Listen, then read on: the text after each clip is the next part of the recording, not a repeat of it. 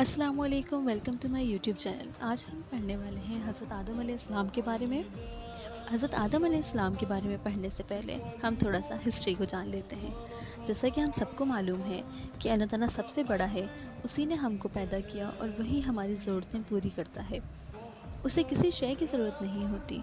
जब हम नहीं थे, बल्कि जब कुछ भी नहीं था, अल्लाह उस वक्त भी मौजूद था। फिर अल्लाह ने फ़रिश्तों को नूर से पैदा किया। उनको खाने पीने की हाजत नहीं थी, वो सिर्फ़ अल्लाह की हम्द बयान करने के लिए पैदा किए गए। यही उनकी रूहानी ग़िज़ा है। वो अल्लाह का हर हुक्म मानते हैं और कभी नाफरमानी नहीं करते। फ़रिश्ते बड़ी ज़बरदस्त ताकत रखते हैं, अल्लाह ताला के अहकामात पर अमल करते हैं। उनमें बाज़ के ज़िम्मे बाज़ ख़ास काम हैं और बाज़ फ़रिश्ते बाज़ दूसरे फ़रिश्तों के मातहत हैं।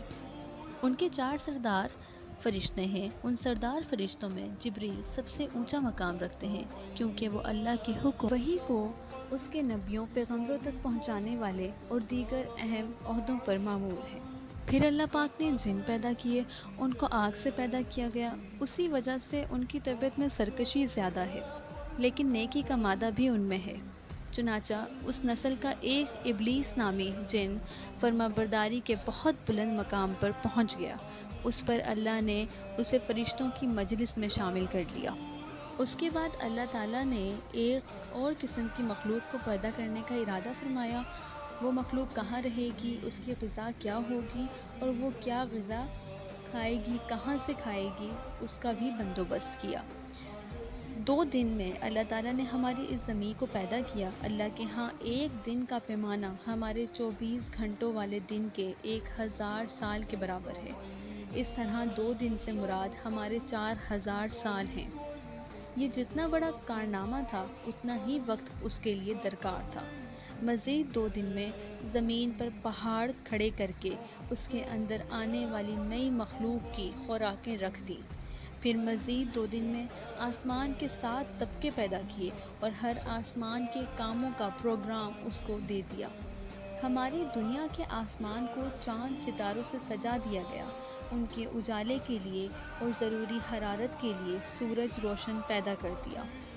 आदम अलैहिस्सलाम को अपना नाइब बनाकर हमारी इस ज़मीन पर उतारने का इरादा ज़ाहिर फरमाया। फ़रिश्तों ने अर्ज़ किया कि क्या हम आपकी हम्द और इबादत के लिए काफ़ी नहीं? मगर अल्लाह ने मुख्तसर सा जवाब दिया कि जो हम जानते हैं वो तुम नहीं जानते। फिर भी उनके इत्मीनान के लिए उनके सामने आदम अलैहिस्सलाम की खूबियों का इम्तिहान करा दिया। वो यूँ हुआ कि अल्लाह ताला ने फ़रिश्तों से कुछ चीज़ों के नाम पूछे। उन्होंने कहा कि हम तो नहीं जानते। फिर आदम अलैहिस्सलाम को बुलवाया, जिससे अल्लाह ने मिट्टी से पैदा करके उसमें अपनी रूह फूंकी थी और कुछ चीज़ों के नाम सिखाए थे और उससे कहा कि तुम उन चीज़ों के नाम बताओ। उसने उन सब चीज़ों के नाम बता दिए। यूँ फ़रिश्तों पर आदम अलैहिस्सलाम की इल्मी फ़जीलत साबित हो गई।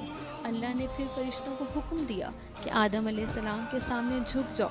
सब फ़रिश्तों ने अल्लाह का हुक्म मानकर आदम अलैहिस्सलाम को सजदा किया, मगर इब्लीस ने सजदा ना किया। वो कहने लगा, मैं आग से पैदा हुआ हूँ, जबकि आदम मिट्टी से बनाया गया है।